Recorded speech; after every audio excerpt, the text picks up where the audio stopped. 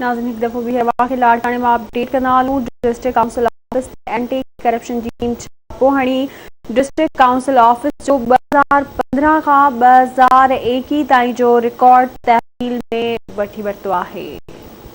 नाज़रीन ये हम करामात पूछें पे लाड़काणे मां district council office anti corruption team छापो हयो आहे। छापे दौरान डिस्ट्रिक्ट काउंसिल ऑफिस जो 2021 ताईं जो रिकॉर्ड तहवील में वरितो वियो आहे। तफ़सील कंदासीं लाड़काणे मां रशीद समय खां तफ़सील आहिनि।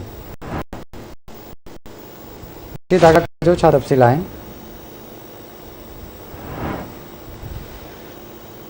अपडेट कयूं पिया लाड़काणे मां डिस्ट्रिक्ट काउंसिल ऑफिस ते एंटी करप्शन टीम छापो हयो आहे। छापे दौरान डिस्ट्रिक्ट काउंसिल ऑफिस जो 2015 खां 21 ताईं जो रिकॉर्ड तहवील में वरितो वियो आहे।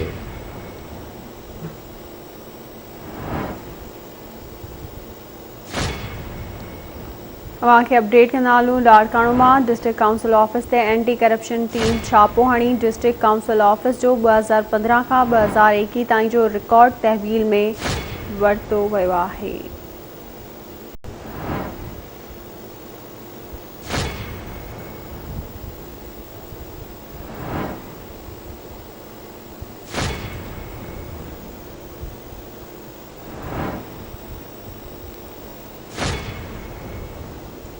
हिकु दफ़ो ॿीहर राब्तो कयो आहे लाड़काणे मां रशीद समूह खां। रशीद छा तफ़सील आहिनि आगाह कजो।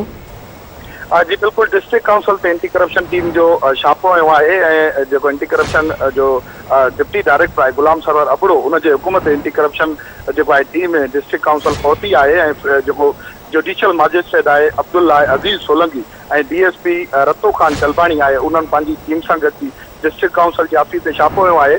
छापे दौरान जेको आहे एंटी करप्शन टीम 2015 खां 2021 ताईं जेको रिकॉर्ड आहे उहो पंहिंजे तहवील में वठी छॾियो आहे ऐं जेको जॾहिं डिस्ट्रिक्ट काउंसिल एंटी करप्शन जी टीम पहुती त जेके डिस्ट्रिक्ट काउंसिल जा अकाउंटेंट जा क्लार्क आहिनि उहे ऑफिस छॾे फरार थी विया। इन ई हवाले सां जेको आहे जेकी ॼाण मिली आहे त उहा इहा आहे त जेके तरक़ियाती कम थिया आहिनि ऐं जेको ॿियो जेको आहे एंटी करप्शन जेको आहे उन मामले ते जांच करे रही आहे त कहिड़ा तरक़ियाती कम थिया ऐं जेकी डिपार्टमेंट आहे उते बि जेको आहे एंटी करप्शन टीम उते मौजूदु आहे उते बि जेको जांच पड़ताल कई पई वञे उन जो जेको रिकॉर्ड आहे उहो पंहिंजो डिस्ट्रिक्ट काउंसिल जो नंबर तो एंटी करप्शन टीम जी।